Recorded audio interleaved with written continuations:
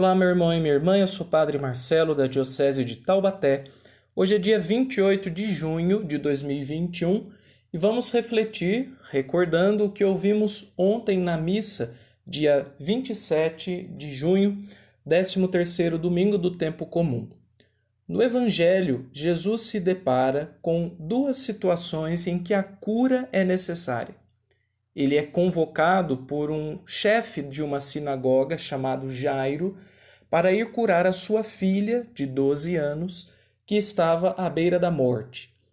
E no caminho para a casa de Jairo, uma mulher que sofria de um sangramento havia 12 anos, encontra com Jesus, toca a sua roupa e é então curada. Duas curas de duas mulheres em duas fases diferentes da vida, a infância e a adultez, as duas com o mesmo tempo de vida em sofrimento, 12 anos. Somos convidados a refletir sobre de que modo a fé enche a nossa vida de vida, de que modo a fé nos extrai da morte e nos vitaliza. Esse é o tema da nossa reflexão de hoje. Bora refletir?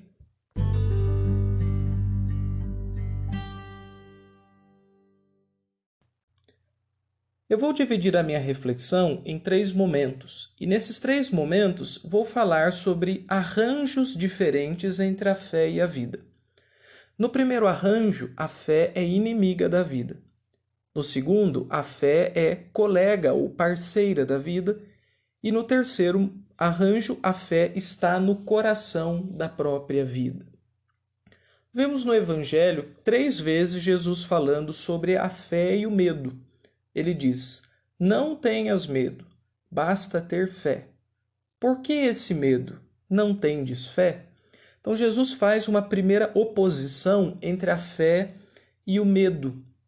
Mas qual é o grande medo que temos? É o medo da morte. Não só a morte como experiência última do existir humano, da natureza, como a nossa derradeira hora, mas tudo aquilo que de alguma maneira antecipa uma mortandade ou uma mortalidade. Então, o sofrimento físico, como a doença, o sofrimento emocional, como a tristeza, a angústia, a ansiedade, o sofrimento espiritual, como a ausência de Deus, a descrença, a desolação interior, o deserto. Então, são situações que nós experimentamos como mortíferas. E nós temos medo dessas situações. Temos medo da morte que nos ronda. E como alternativa ao medo da morte, Deus nos oferece em Jesus o caminho da fé. A fé é o lugar da vida. Mas nesse primeiro arranjo que eu gostaria de refletir com vocês, o que acontece é justamente o contrário. Vemos algumas pessoas, alguns pregadores, algumas celebrações, em que nós parece que somos destacados da nossa vida cotidiana e somos colocados num outro mundo, como se a fé fosse o único e exclusivo lugar de vida e fosse, na verdade, a vida real e todo o resto que acontece no nosso cotidiano, nosso trabalho, nossas relações, nossa família, nosso dia a dia, enfim, com toda a sua característica prosaica de coisa comum, de rotina, de normalidade, não tivesse uma vida ali. Então, o que nós vemos é o seguinte: Jesus nos propõe uma fé cheia de vida e uma fé para a vida, mas ao longo da história da nossa fé, da nossa tradição religiosa, surgiram várias correntes de pensamento, de evangelização, de espiritualidade, sobretudo, que rasgaram a relação entre a fé e a vida. Então é interessante observar, por exemplo, na arquitetura das igrejas medievais, nas igrejas góticas, como eles compunham isso visualmente. Do lado de fora da igreja havia vários motivos, várias figuras diabólicas, representando demônios, monstros, o pecado, os vícios, o erro. E do lado de dentro da igreja haviam as figuras angélicas, então os anjos, imagens de Nossa Senhora, cenas da vida de Jesus. Isso era uma espécie de catequese em formato de edifício.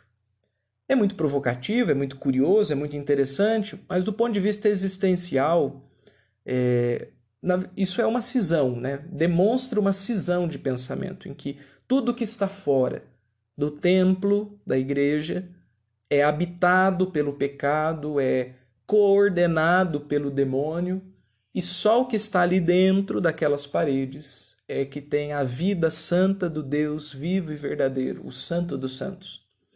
Na verdade, toda a nossa vida, toda a criação, ela é permeada da vida divina. Foi a primeira leitura da missa de ontem. Deus não criou a morte.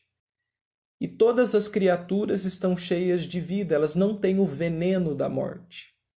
Que interessante, porque na nossa concepção de mundo, na nossa cosmovisão, as realidades estão feridas pelo pecado.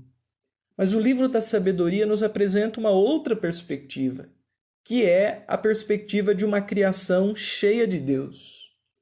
Então, como conciliar isso? Ora, é preciso ser muito ponderado e reconhecer que sim, há no nosso cotidiano, na nossa vida diária, muitas coisas ruins que estão realmente sob o mal. São conduzidas por lógicas maldosas, seja na esfera dos relacionamentos, na esfera psicológica, na esfera da política, enfim, em diversas esferas. Há maldade. O pecado também está no meio de nós. Mas não é tudo que está atravessado só pelo pecado. O demônio não reina sobre esse mundo. Quando Jesus fala no Evangelho de João que o demônio está reinando sobre essas realidades, ele fala isso antes da sua morte, da sua ressurreição. Mas após o mistério da Páscoa, Deus reina sobre todas as coisas e a vida das coisas é reabilitada. E por mais que a nossa existência seja um lusco-fusco, então há nela a treva, há nela a luz, há a vida e há a morte, há o pecado e há a graça, mas não é tudo que é só pecado, maldade, demônio, erro. E é muito estranho e ao mesmo tempo inquietante perceber o como está em voga, em moda, essa religiosidade que separa a fé da vida. Estamos construindo de novo, não com pedras, mas com discursos, não de tijolos, mas com palavras, essas igrejas medievais em que tudo que está para fora é mal e tudo que está para dentro é essencialmente bom. A nossa vida é cheia de vida divina. Eu noto, sobretudo, entre os jovens, esse conflito interno. Muitos dos nossos jovens católicos deixaram a igreja. E outros jovens não deixaram porque nem sequer entraram. E a minha pergunta como padre é: por que os nossos jovens estão indo embora ou nem estão entrando mais, nem estão chegando mais? Eu tenho uma hipótese nessa linha da fé e da vida. É porque eles não estão descobrindo a vitalidade que existe na fé. Alguém poderia dizer: então o que nós vamos fazer, padre? Vamos baratear o evangelho? Vamos falar só o que interessa para eles? Vamos criar uma espécie de marketing católico para a gente convencê-los do nosso produto? Isso seria imoral. Diante de nosso Senhor Jesus, seria imoral baratear a nossa mensagem. Mas o que eu acho, o que eu percebo, é que, na verdade, nós extraímos do Evangelho a sua força de vida. O Evangelho se tornou um peso morto. E em muitas situações, né, o Evangelho em si não, mas a pregação do Evangelho, o anúncio da fé, a vida da igreja, o modo como nós vamos lidando com a nossa religião, isso é um peso morto. Nós carregamos o cadáver de Jesus sobre as nossas costas e não um Deus vivo e verdadeiro e não ressuscitado.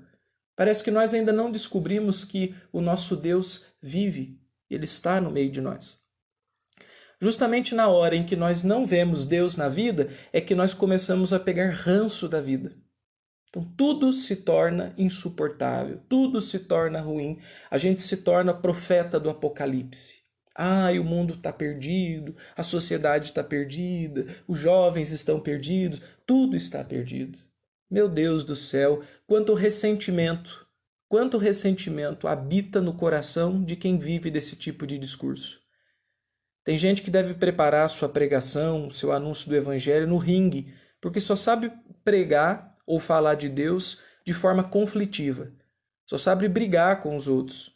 Se não tiver um oponente, se não tiver chance de bater em algo, não tem o que dizer. Não sabe ser propositivo, não sabe ser afirmativo, sempre tem que ser negativo e contraditório. O que isso revela? Isso revela uma fé que se distanciou da vida. Então, a vida se tornou um lugar ruim por duas razões. Ou porque eu absolutizei a fé como único lugar de vida e demonizei a realidade. Então eu começo a pegar mal com ela, com a realidade. Ou porque eu não soube lidar com a realidade tal como ela é, a vida como ela é, e eu me refugio na fé como uma birra diante da vida.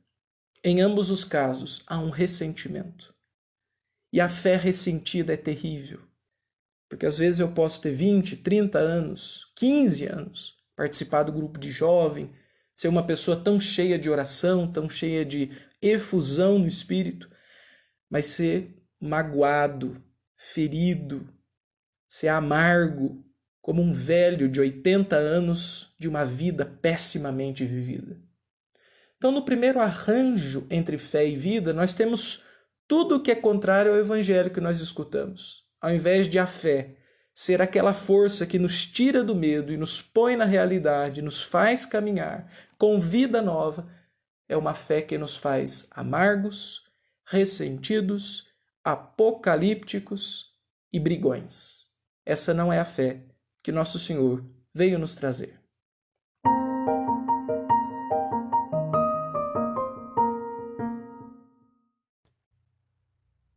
No segundo arranjo de fé e vida, nós temos uma situação um pouco melhor, vamos dizer assim.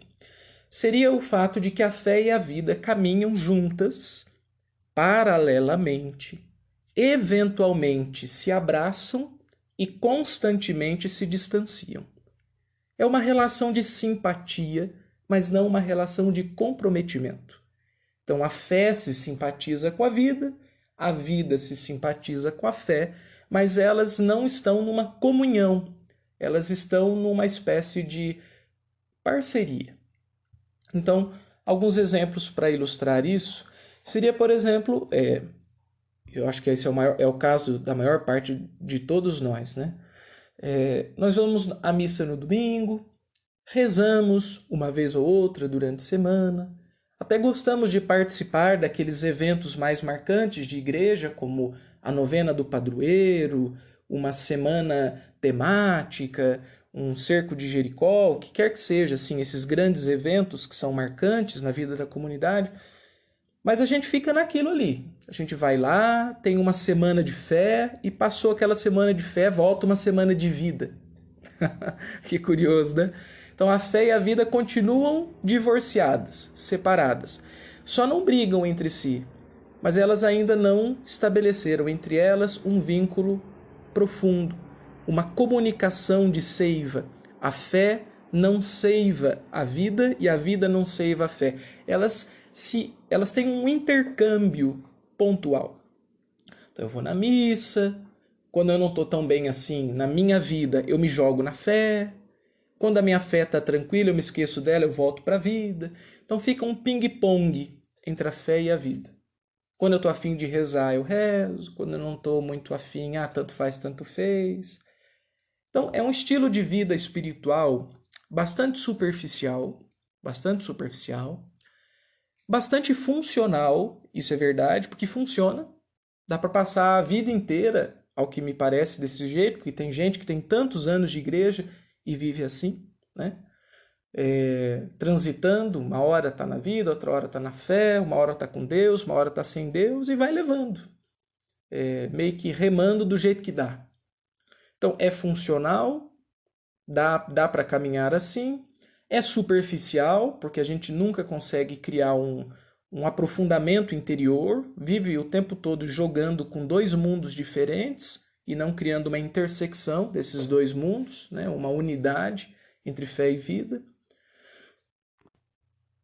E tende a fazer da gente pessoas satisfeitas com muito pouco, ao mesmo tempo em que nunca mexe nas nossas raízes. Então, de novo, a questão do discurso religioso.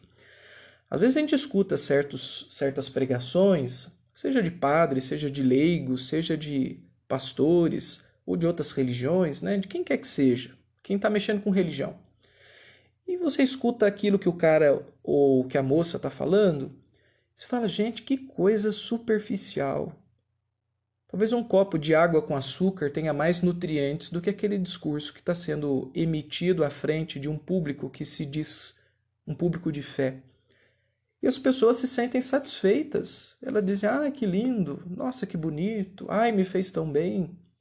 E eu fico pensando assim, nossa, se um discurso tão raso, se palavras tão empobrecidas, se esquemas mentais tão pobres, tão simples, tão esvaziados de vida real alimentam a pessoa, é porque talvez ela se satisfaça com a piscina das crianças.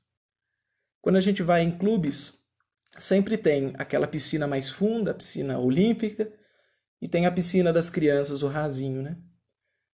Quem vive nessa relação de fé e vida, assim, meio no paralelismo eventual, vive na piscina das crianças.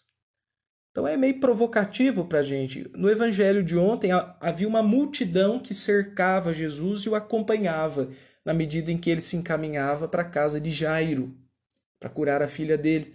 E aquela multidão espremia Jesus o tempo todo e a mulher que sofria do sangramento toca na roupa dele e Jesus pergunta, quem me tocou?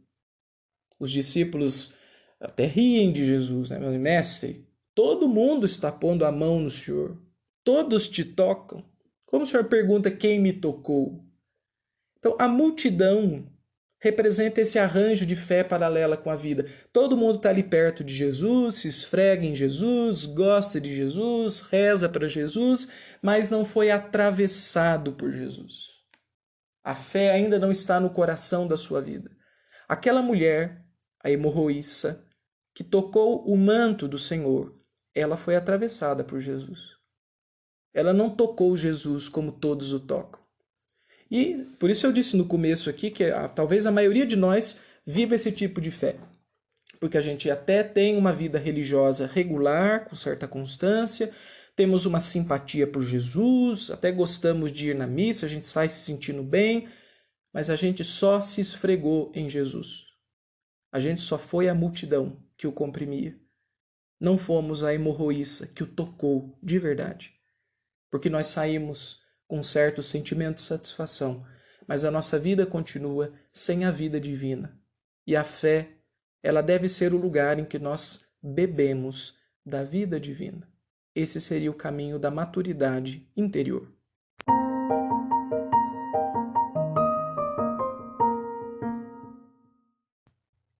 Chegamos então no terceiro arranjo entre a fé e a vida.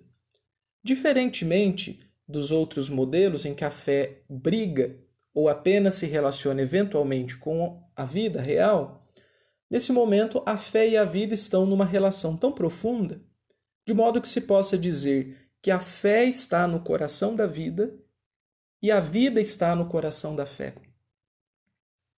Aquela pessoa que alcança e vai alcançando, porque não é um estado fixo, né? Não é um patamar em que se chega e se permanece pura e simplesmente. É uma dinâmica de vida. Então a gente tem que estar sempre procurando esse estado interior. Quando a gente chega nele, a vida que tem os seus problemas, que tem as suas contradições, que tem até os seus pecados, ela não é mais o nosso ringue. Ela também não é mais o nosso sorvete de domingo, que muita gente faz da missa um programa cultural, como se fosse um sorvete no domingo. Mas ela passa a ser a vida o lugar da nossa existência de fé. Então, de segunda a segunda, eu estou vivendo movido por aquele estado interior, que é o estado da fé. No primeiro caso, no primeiro arranjo, a minha fé é uma fuga da vida. No segundo caso, a minha fé é uma espécie de cosmético, de perfumaria, para que a minha vida fique um pouco mais simpática, um pouco mais interessante, eventualmente seja aliviada. Mas nesse terceiro arranjo, a fé é o lugar mesmo da minha vida. Toda a minha vida é borbulhada pela fé.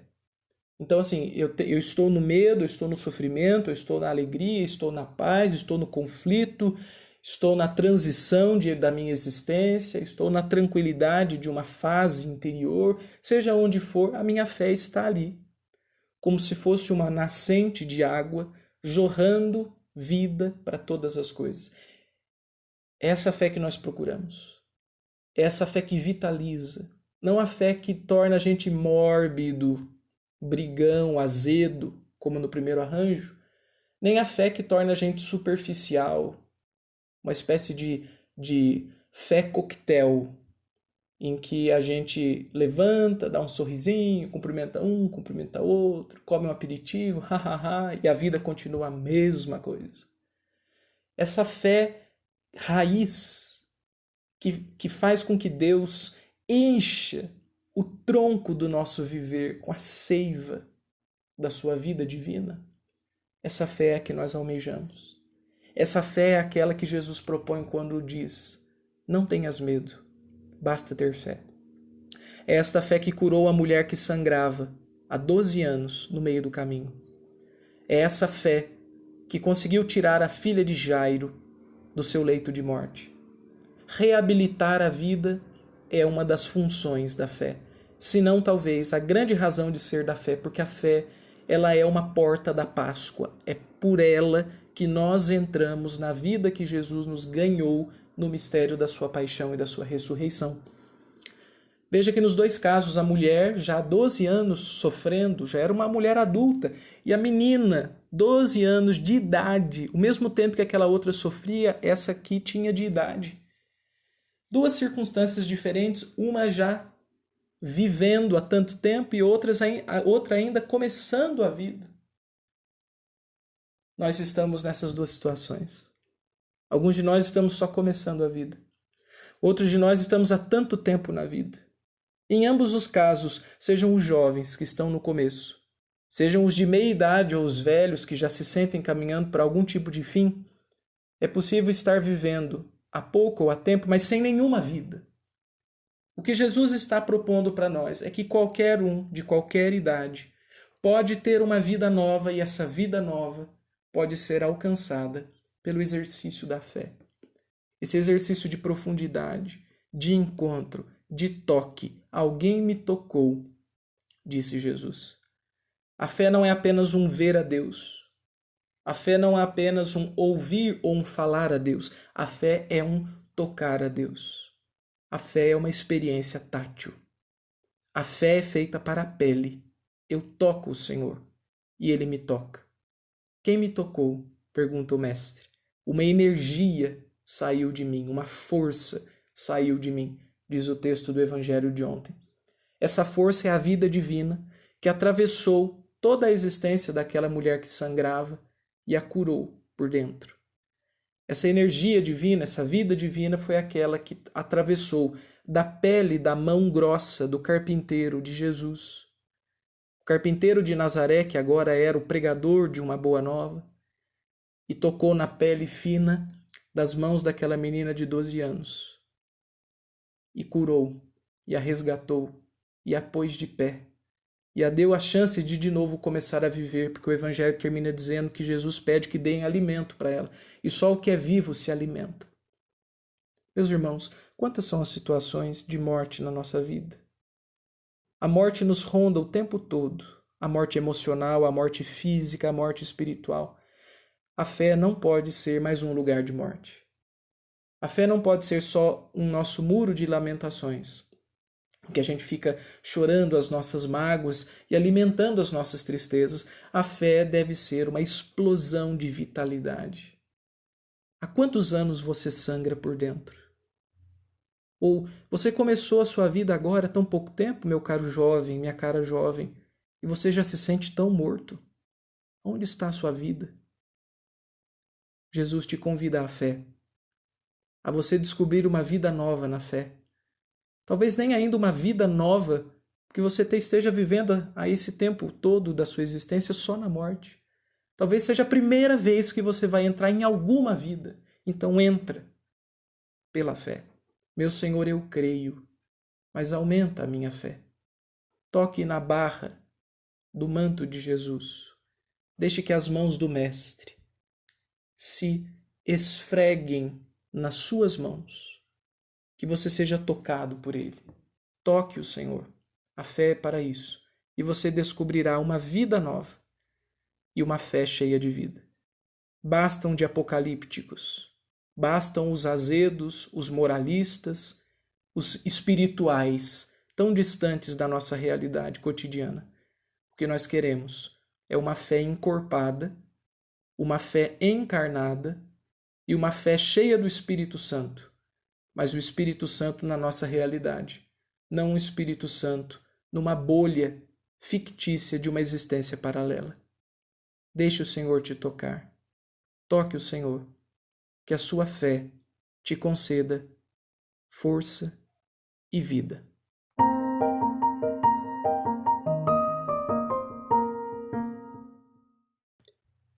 Começamos mais uma semana e o que eu quero propor para vocês, é que nós procuremos uma fé viva.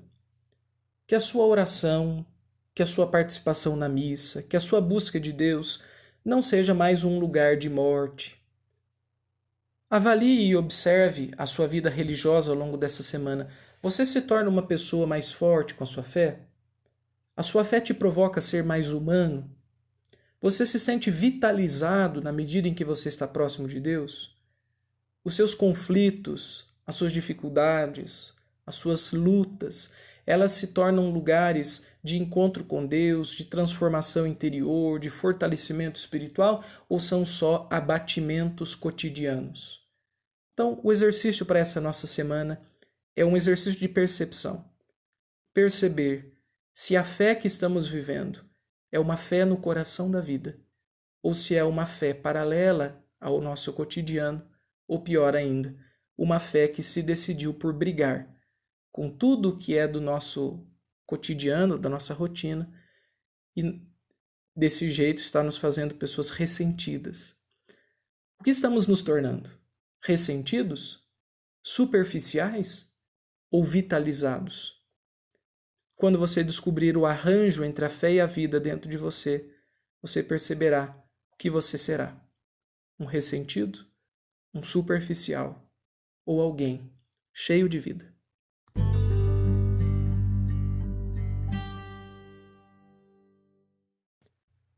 É isso aí, meu irmão, minha irmã. Eu agradeço a você por me acompanhar aqui nessa reflexão. Se essa mensagem te ajudou, pode ser que ela ajude outra pessoa.